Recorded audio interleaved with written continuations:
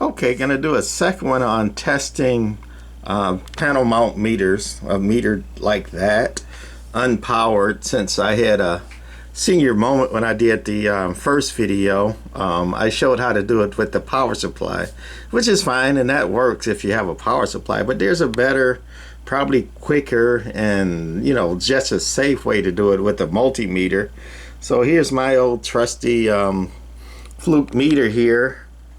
That yellow symbol is the symbol of a diode, and I have the meter on the diode test there with the diode there, and I got my jumpers hooked up to the panel meter. And I'm doing that on this one because it's got a rather large meter. The meter itself is easy to get to, and it has that big cap on top with the leads for the meter exposed, so I could get to it easy. So before I wrap this thing up and put the cover on, I was like, let me show you the better way to do it and test it with the multimeter.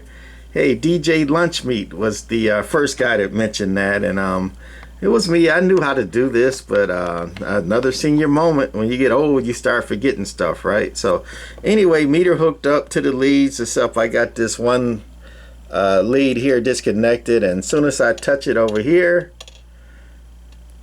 there you go, that meter's working fine. That's a easy way to test a mechanical meter like this using a multimeter. On diode, the multimeter puts out about 1 volt, give or take, depending on the meter. Some put out like 0.8, might about 0.8 to about 1.5 volt, depending on the meter itself. And don't ask me what meter puts out what. I don't know. They make thousands of these things. But to test the diode, it actually runs voltage that goes into the diode, and it reads it what voltage come back, because a diode is a one-way valve.